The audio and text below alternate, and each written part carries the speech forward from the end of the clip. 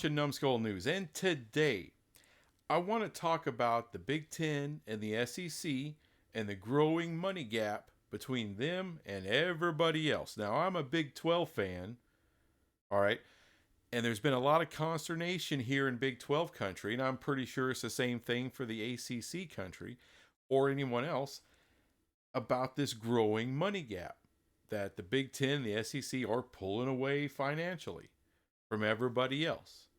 And yes, that is true, especially with the CFP negotiations, the new deal that came out there. They're going to get disproportionately more money than the Big 12 or anybody else. And they already have the biggest media rights deals, and I guarantee you the biggest corporate sponsorship deals per team or per conference that exists. So yes, there are big money gaps that are growing. That is true. Is this a gigantic problem for the Big 12? Now, a lot of people out there are sitting there trying to tell you that, oh my God, this is doomsday for the Big 12. This is it. This is the end. We're screwed. We're gonna die. I'm here to pump the brakes on that. We're not going away. We're not going to die or disband or get picked apart or any of the other crap. The Big 12 has already been picked apart. We've found replacements. We are who we are. The 16 we have right now are going to be the 16 we have for the coming decades. We're probably going to add to that from the ACC. None of that's going to change. And what has this really changed anyway? As far as the blue bloods, even blue bloods that used to be in the Big 12, or when the Pac-12 was a thing, and they had blue bloods, it was the same problem all these conferences always had when you're not a fan of a blue blood team, a blue blood program, like Texas, Oklahoma, Alabama, Ohio State, Michigan. List goes on and on. The disadvantages against those guys has always existed. At no point in time was TCU ever a threat. And I'm a fan of TCU. But they are never a threat to out-recruit Texas or any of those other blue blood schools. Never in history. It's not a thing. It's nothing that's going to change. It has always been that way.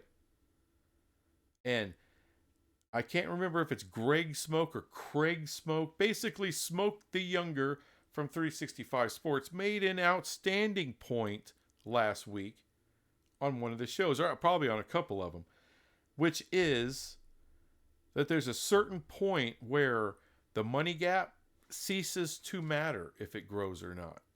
Right now, at least at the start of everything, the Big Ten and the SEC were making twice what the Big 12 does. And I'm here to argue, it doesn't matter how far up it grows from that. It really doesn't matter. Because there's only so many players that you can pay. Are you going to pay the same player more money? Probably. But none of that really matters. Only so many players out there that you could possibly pay. There's only so many coaches that you can possibly give extensions to or snatch away from smaller schools. There's only so nice a football stadium that you can possibly have. Those advantages aren't growing. People say, well, they're becoming more permanent. No. They were already there. All right, TCU is never going to be on Notre Dame's level. And I'm using that as an example of a blue blood that's not going anywhere. They have the brand value that TCU will never have. Okay? Michigan, Alabama, Georgia, USC. All of these have brand value and history that cannot be erased. They have the fans that they have earned over an enormous period of time that are not going anywhere. The money doesn't matter. Why do you think Notre Dame isn't in such a all-fire hurry to join the Big Ten? They don't need to. They make their own money. They make more than enough money to compete at the highest levels. And you can say, well, they haven't won a championship in however long. When was the last time OU won a championship? It's been a minute. Texas, it's been a minute. Tennessee, it's been a minute. Oregon, never. USC, it's been a long time.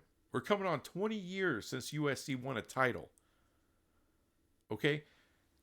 That blue blood status, it isn't determined on what you do from year to year. It's what you built over decades. The accumulation of success over decades is what you are now. A la the Dallas Cowboys, who haven't won jack in damn near 30 years. And they're still the biggest brand in the NFL. Dare I say the biggest brand in all of sports. The only thing the Big 12 and anybody else has to be concerned about is making enough money to be able to put a winner on the field, to be able to compete, to get into a CFP and win a game or two. That's the ultimate goal for the Big 12. All right, let me just paint you this picture. The idea of success for the Big 12. All right, you're going to have, regardless, you're going to have a team, at least one team in the CFP every year. Every other year, on average, the Big 12 needs to win a playoff game, not a title. They need to win a playoff game at least on average every other year. About once every 4 years, so about every other time they win a playoff game, that team needs to go on a run. What do I mean by go on a run? They need to get to the final four of the CFP, which means you got to win 2 games to get there. So, you got every other year, that team that wins a playoff game needs to take it another step further and win a second playoff game. So if you can average a playoff win every other year, and if you can average every 4 years getting to the final 4, that is success for the Big 12. That shows you have you are able to compete. And once in a while, a cherry on top, you win an additional game and get to the championship round. And then, who knows, right? But none of that is expected. To me, that is competing on the highest levels if you're the Big 12. As far as this money gap goes, it doesn't matter if there's a difference if they make 10 million more than you or 100. Yeah, that's insane. But if they're already making $50 million a year, a team, more than your teams in the Big Ten and the SEC, it doesn't matter if they're making 50 million or 100 million more. That when you get to those extremes, it doesn't matter. Another 10 million, another 15 million. You understand? So if they're making 50 million more than you a year, does it really matter that now that they're at 65 or 70 million more? It doesn't. It doesn't. So all this consternation, to me, is ridiculous. The facts on the ground haven't changed. Yes, they have more because they have all the blue bloods. Well, they will once Florida State and Clemson, possibly Miami, join their ranks. Then all the blue bloods from all the other conferences will be basically rounded up into 2 conferences. And yes, by virtue of that, they will have more money available to them. And they'll be spending more money because they have more money. Keep in mind, you have Rutgers, you have Purdue, you have Vanderbilt that never compete at the highest level. All right, sure, they may get to a bowl game.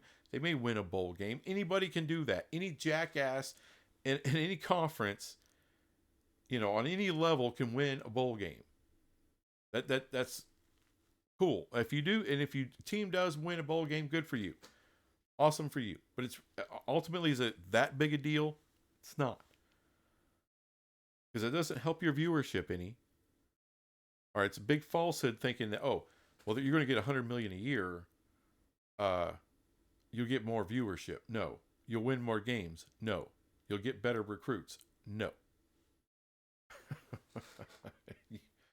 No. That does not help you compete. Doesn't help. Is Rutgers ever, or Indiana or Northwestern, are they ever going to be real competition to win the Big Ten? No. How about Vanderbilt? Will they ever, ever, ever really be a legit threat to win the SEC? No. No. Even though they make all of that money, it doesn't matter. Doesn't matter. In the Big 12, everybody's on an equal playing field. So everybody has an opportunity to win the Big 12.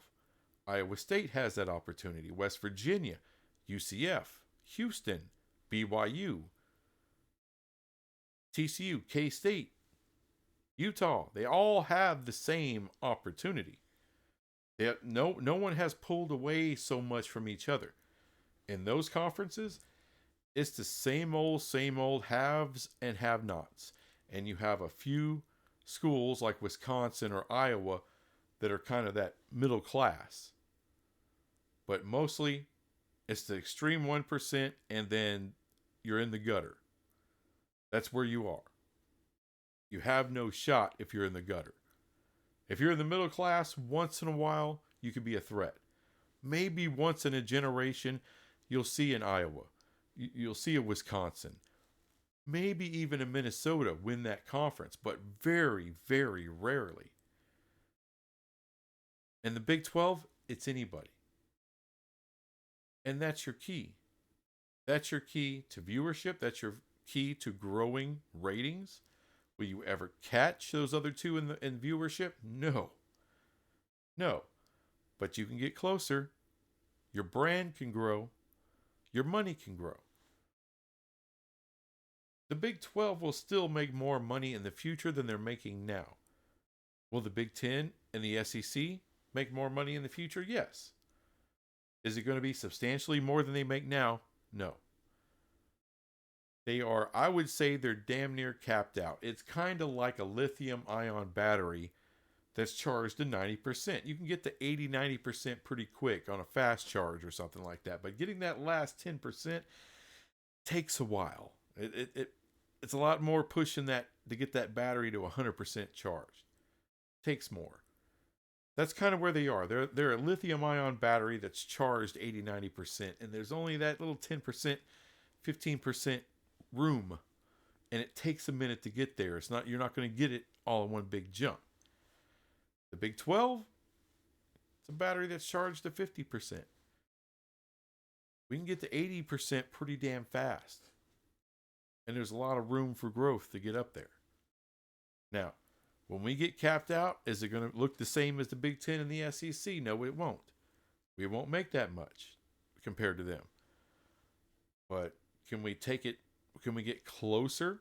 Can we close some of that gap through different ways of taking advantage of basketball? Becoming a really fun and fascinating football league that takes full advantage of parity, which is the system that the NFL uses. Yes. Yes. And by the way, there's other ways as well. Being more innovative in spreading our brand. Am I concerned about the growing gap? No. At some point, like I said, once someone's making double more than you, it doesn't matter if it's triple. It doesn't have that point. It just doesn't. You know, it's like the difference between what I make and what Elon Musk makes. All right?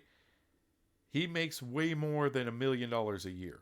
But really anything beyond $1 million a year doesn't really matter. I'll probably never get to the $1 million a year. All right.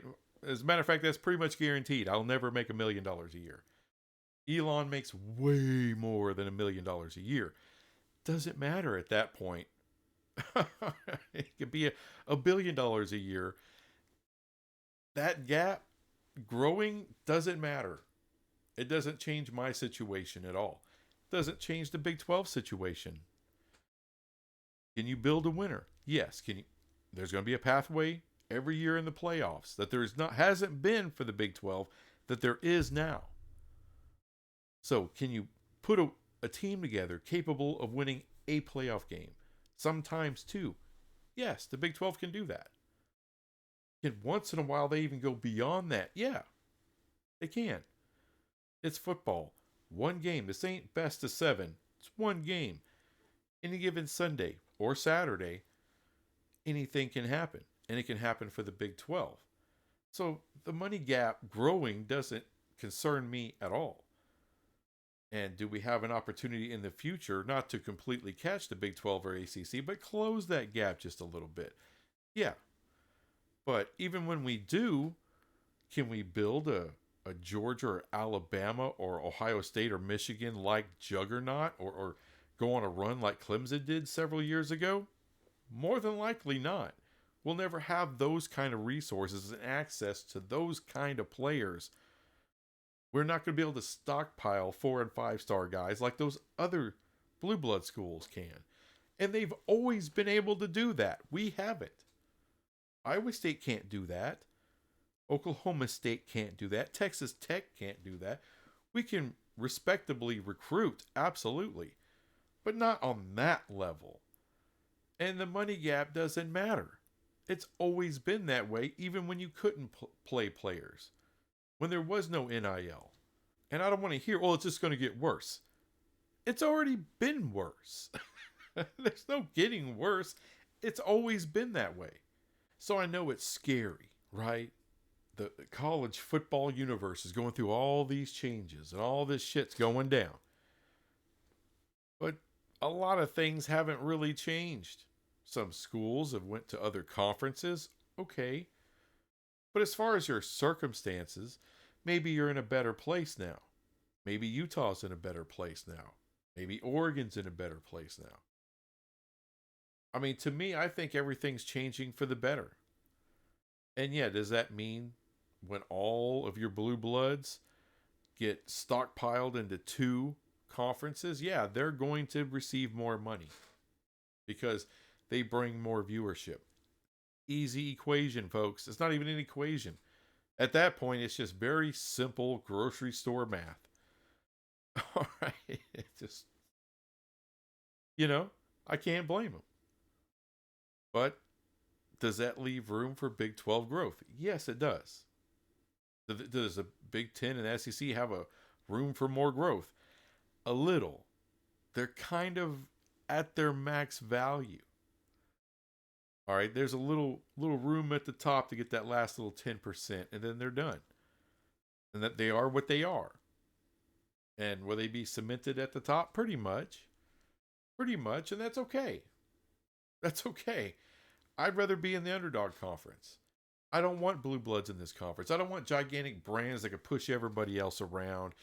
And it's the same damn team that you have to go through every year in the conference title game to get into the playoff. That would suck. That, like if Oklahoma had stayed in the Big 12,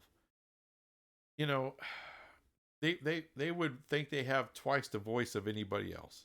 And I've seen that for too long with Texas and with OU, and I'm done with it. I'm done with it. I love the Big 12 the way it is now. Utah does not have a bigger voice than Oklahoma State, and they don't have a bigger voice than UCF or Cincinnati, and that's the way it should be. Everyone's got equal stake in this bitch, and everyone's got an equal chance to win it. To me, that's football. That's fun, and that's the NFL model. All this talk about the NFL model with the CFP, BS. The only place the NFL model actually exists now in college football, as far as high-level college football, is in the Big 12. That's the only place it exists. So in closing, the Big 12's not going anywhere, and the Big 12's not going to lose teams. I don't know why people are talking about, Kansas can go to the Big 10. If Kansas was going to go to the Big 10, they would have gotten there by now. They would have gotten there by now. I'm sorry, it's not a Big 10 school. They've had 2 good years these last couple of years. That's the first good years they've had in a really, really long time. They are so far away from being a blue blood in football. it hurts. Okay, and look, I like Kansas. I think they're one of the top 4 teams coming into the Big 12 in 2024. I think they're one of the favorites to win the conference next year. All right, and I'm rooting for them. Even as a TCU fan, hey, I don't have a lot of hate for these other Big 12 schools. I'll talk crap when you play TCU. I'm going to give you crap. No problem. But I wish them all the success in the world other than against TCU. But no, Kansas, Oklahoma State, TCU, my team, there's no SEC or Big Ten in their future. That's not happening. Like I said, they're kind of capped out. They're almost to the point of that's all the ads they're ever going to do. I mean, you may see A&M go to the Big Ten one day. Wouldn't doubt it. But Kansas, no. They're on 2 different levels. I'm sorry, they just are.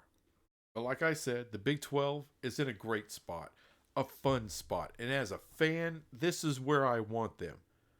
I don't want Clemson coming in here. I don't want Florida State coming in here. I don't want blue bloods here. I don't want these monster brands here trying to kick everybody around, trying to get unequal revenue sharing, and all of this other kind of crap. Because yes, the Big 12's had that with Texas and the Longhorn Network forever. And that pissed a lot of people off. That's why certain people left the league, because they got tired of their shit.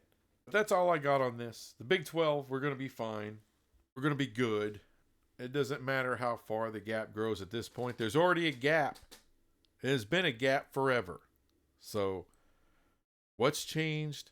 Not much. Anyway, thanks for watching this crap, and I'll be back with some other crap later. Bye.